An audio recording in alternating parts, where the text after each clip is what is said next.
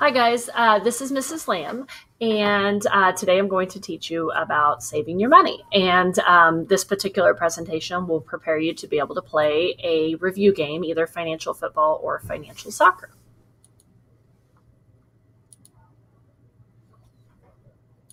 Okay, so some of what I want you to learn today, I want you to be able to master the basics of interest and how saving money can make money for you. And I want you to become familiar with the different type of savings accounts at banks.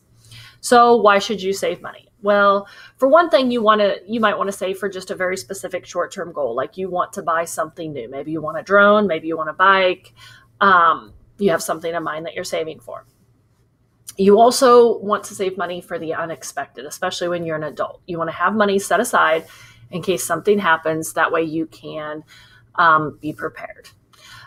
Or save money for a future goal. So like for you guys, it might be something like saving for a car or maybe saving for college.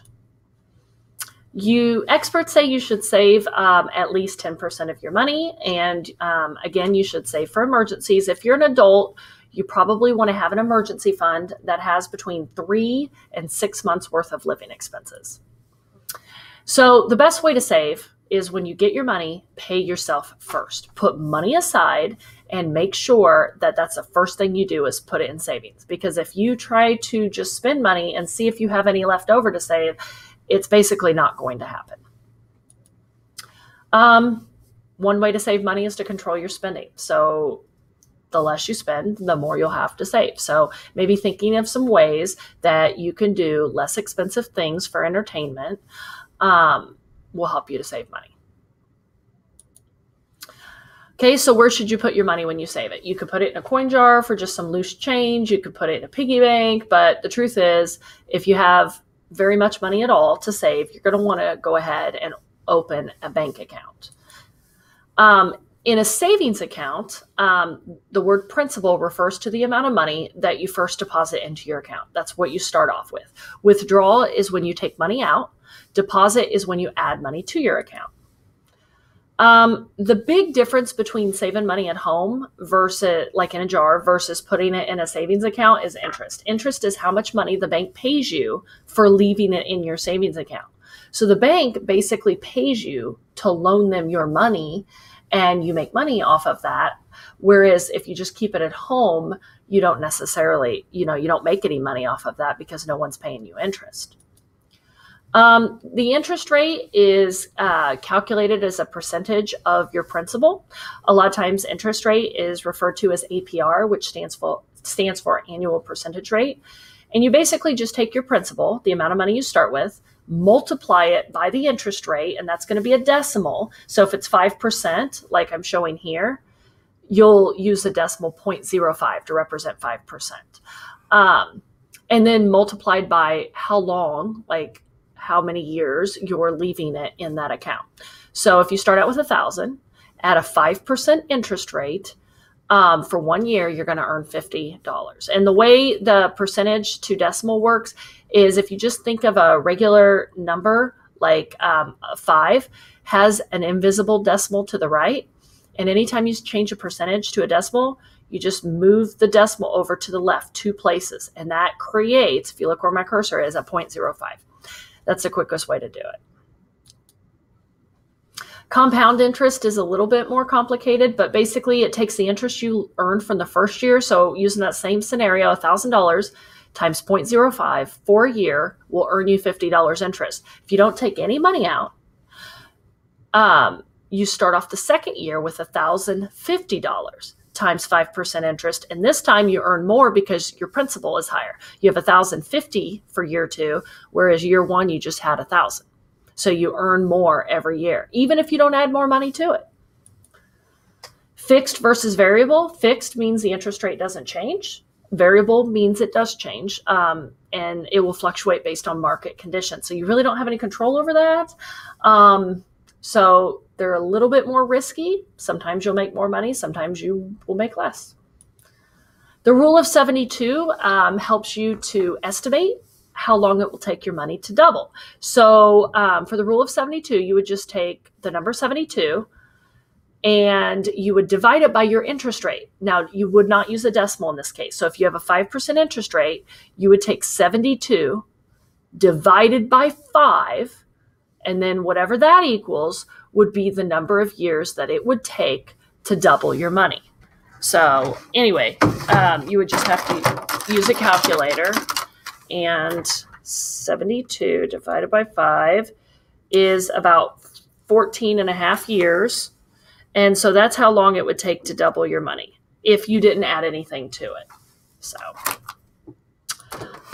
okay, types of savings account to choose from. So there's all different kinds.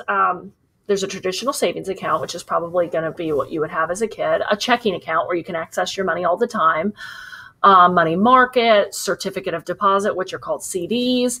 And basically you have to determine like how much access you want to your money, which is called liquidity. The more liquid, the more access you have to the money. So like cash on hand is the most liquid you can get.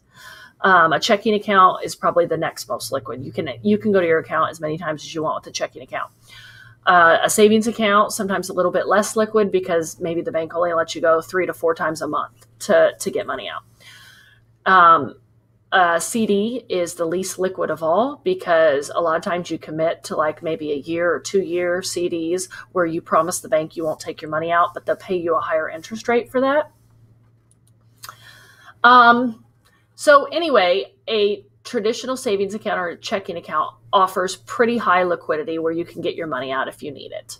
Like I said before, a CD offers a lot less liquidity, meaning you can't access your money whenever you want, but you would get a higher interest rate. So again, a CD, the longer you leave your money in, the better the interest rate they will give you. So if you agree to leave your money in for 5 years, you're going to get a higher interest rate than if you only agree to leave your money in it for 1 year. Different types of a savings account. This little graphic here shows you the more liquid are things that you have more access to, like a checking account. The less liquid are things that you have less access to, but you get a higher interest rate. So first discussion question, if your pet has a medical condition and you think you may have some surprise vet bills in the next year, where would you want to put your money? So you don't know when, but you know your pet has a condition. Probably the best answer is a savings or a money market account, but definitely not a CD.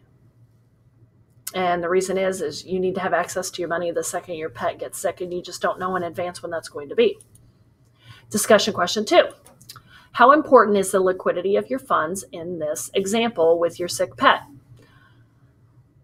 Best answer, probably pretty important because you need to be able to access your funds without penalty right when your pet needs it.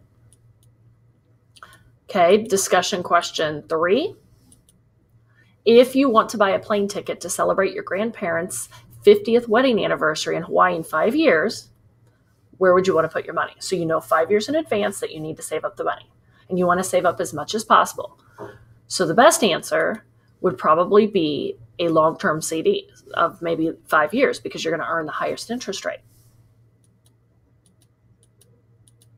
Okay, discussion question 4. What if you think interest rates will rise in the next year? Where would you want to put your money? So if you know interest rates, or you think you know that they're going to go up in the next year, you don't want to commit to a long-term CD because you're going to commit to the lower interest rate. So you would probably use a short-term CD of 6 months or 1 year and then reinvest, or just go ahead and put it in a savings account until you're ready to invest for long-term. Discussion question 5. If you want to buy a new bicycle sometime in the next 6 months, where would you put your money? Best answer, probably just a savings account because you know you want to buy something within 6 months. Discussion question 6. If you want to have extra money for occasional trips to the mall, where would you put your money? Best answer, probably a savings account because you need your funds to be easily available. Okay, guys, that's all that I have for you today. I hope that you learned something. Thank you for listening and have a great day.